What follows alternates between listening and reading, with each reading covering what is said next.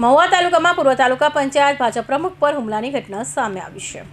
મહુવા તાલુકાના પૂર્વ તાલુકાના પંચાયત ભાજપ પ્રમુખ દુલાભાઈ ભાલિયાએ ભાજપ દ્વારા ટિકિટ ન મળતા અપક્ષ ઉમેદવારી નોંધાવી હતી। ચૂંટણી પરિવારમાં મહુવાની નેબ બેઠક પરથી કનુભાઈ ભાંભળિયા વિજેતા બન્યા બાદ રાત્રે વિજય ઉત્સવ ઉજવાઈ રહ્યો હતો। આ દરમિયાન દુલાભાઈ ભાલિયાના ઘર બહાર ફટાકડા ફોડવામાં આવ્યા હતા। આરોપ મુજબ તેઓ દરવાજો ખોલતા અજાણ્યા શખ્સોએ લોખંડના પાઇપથી તેમના પર હુમલો કર્યો હતો। ઘટના અંગે દુલાભાઈ ભાલિયાએ મહુવા ગ્રામ્ય પોલીસની જાણ કરી છે। પોલીસ દ્વારા અરજીના આધારે વધુ તપાસ હાથ ધરવામાં આવી છે। મારું નામ દુલાભાઈ ઓગળભાઈ ભાલિયા, મહુવા તાલુકા પંચાયત પૂર્વ પ્રમુખ, અને અત્યારે અપક્ષમાં મેં ફોર્મ ભરેલું હતું। મારી સામે કનુભાઈ સૌજીભાઈ બાંભણિયા ભાજપમાંથી લડતા હતા, બરાબર। તેનો વિજય થયો હતો, બરાબર।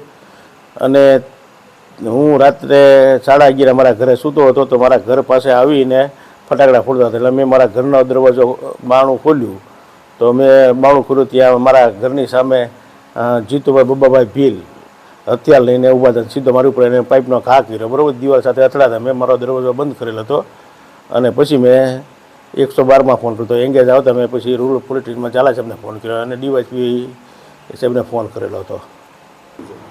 ચૂંટણી હું એની સામે અપક્ષમાં ઊભો હતો, મને ટિકિટ નહીં મળતા હું અપક્ષમાં ઊભો હતો અને તેમણે ટિકિટ આપતા એ વિજય થયેલા હતા। હું મારા ઘરે સૂતો હતો, બરાબર। અને રાતે મારા ઘરે 11:30 ફટાકડા ફોડી અને હું જોવા જતાં મારા ઘર ઉપર હુમલો કર્યો હતો। સામે કનુભાઈ હથિયાર લઈને સામે ઊભા હતા અને જીતુભાઈ મારી ઉપર હુમલો કર્યો અને એમની સાથે 5 થી 7 વ્યક્તિ હતા।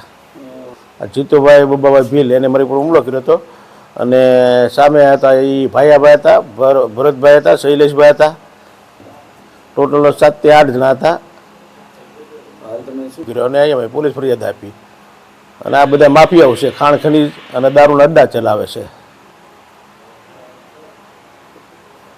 ફિરોજ મલેક, ભાવનગર।